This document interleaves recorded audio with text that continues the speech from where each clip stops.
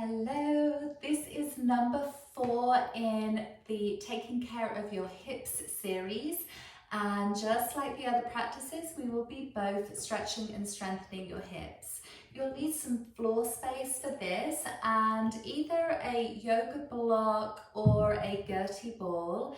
And the Gertie ball wants to be inflated enough so that when it's between your knees are held at hip sockets width, okay? So maybe you need to adjust the inflation there.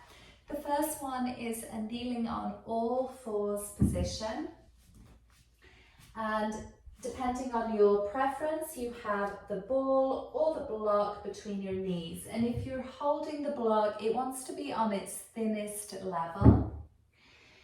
You'll have knees underneath hips and toes tucked under, hands underneath your shoulders. Some simple movements here. As you exhale, tuck your tailbone and hollow out your lower abdomen. And then as you inhale, release that. Exhale, squeeze your ball, tuck your tailbone, hollow out your lower abdomen, and inhale, release. One more, please. Exhale, squeeze, tuck, hollow, and hold. So as you're holding here, feel that your buttock muscles are on, but also the back of your legs as well. And then release. Now we'll do some regular cat-cows that begin firstly with that tuck, hollowing out your lower abdomen, and then begin to slowly arch all the way through your spine to something that looks like a Halloween cat. Then slowly begin to lift your tailbone, nice and slow, and then gently pull your heart forwards through your arms. Lift your head, but not pushing your chin forward, so keep your neck nice and long. And then exhale, tuck your tailbone, hollowing out your lower abdomen, rounding your spine towards the ceiling, tucking head, Halloween cat, and then slowly beginning to lift your tailbone, pull your chest forward through your arms, lift your head without pushing your chin forwards, tucking your tailbone, beginning to curl your spine towards the ceiling, and then inhaling, lifting your tailbone, and beginning to pull your chest forwards as if through your arms. Stay with that just for a moment. And then push your bum back towards your heels and walk your hands forward. So we come off our wrists just for a moment. Breathe here. And we're going to do a flow from here to kneeling plank. So as you're here, will you dip your tailbone down a little bit, lift your lower abdomen up, and then come forwards to a kneeling plank, and you might need to side glance, have a look at my alignment. And then push back to child's pose. Squeeze what you're holding between your knees, lift up your lower abdomen, come forwards, kneeling plank. So it feels like my buttocks are really on, and I'm reaching my tailbone towards the ball, and then pushing back to child's pose. 2 more. Make sure your lower abdomen's lifting up, buttocks are squeezing, tailbone's reaching to whatever's between your knees, and then slide back to child's pose. One more time.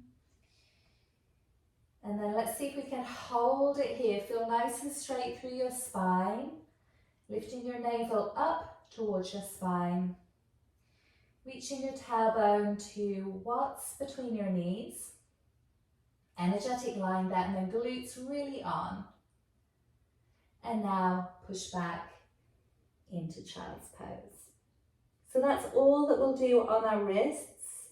Let's come up and lie down on our back. So for this one, when you're lying on the back, please don't put anything underneath your head, because we're going to be lifting our hips, and I don't want you to overstretch your neck. So we're going to lie down, place your prop between your knees, have a little glance down your body. The ideal alignment is that your knees are straight forwards of your hip joints. And we're going to try and have our heels pretty much underneath our knees, okay? And then we're going to do an exhale, little tug of our tailbone, lower abdomen hollows out, and plug your hands down into the floor and your shoulders as well. Think glutes. Tuck your tailbone, push through your heels, squeeze your buttocks on, and lift your hips straight up.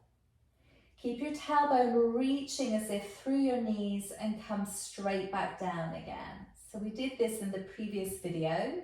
With your tuck, lift straight up, and then come straight back down again.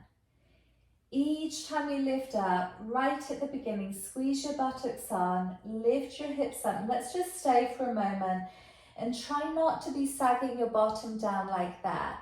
Squeeze your buttocks on, lift up, and try not to have a crease at the front of your hips.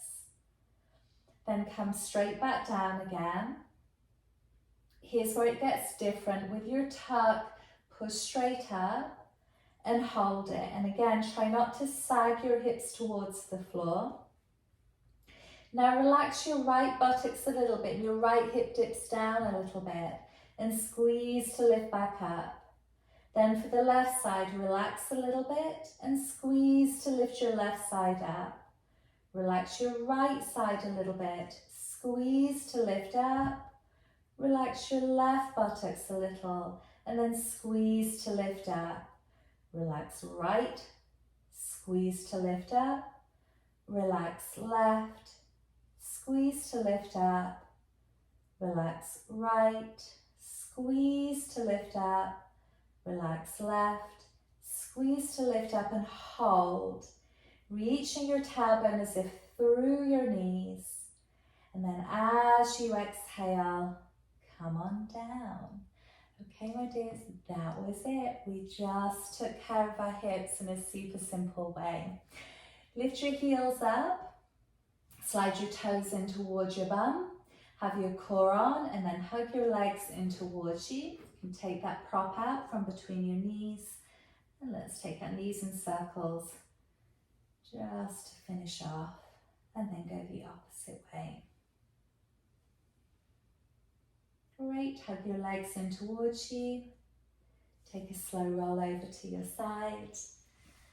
Thank you very much for joining me, and look out for upcoming hip care treatments that you can do in less than 10 minutes. Until next time, take good care of yourself. Thank you for joining me. For a more personalised experience, hop onto my website to see what's on offer, and to contribute to the production of these videos, see the link below.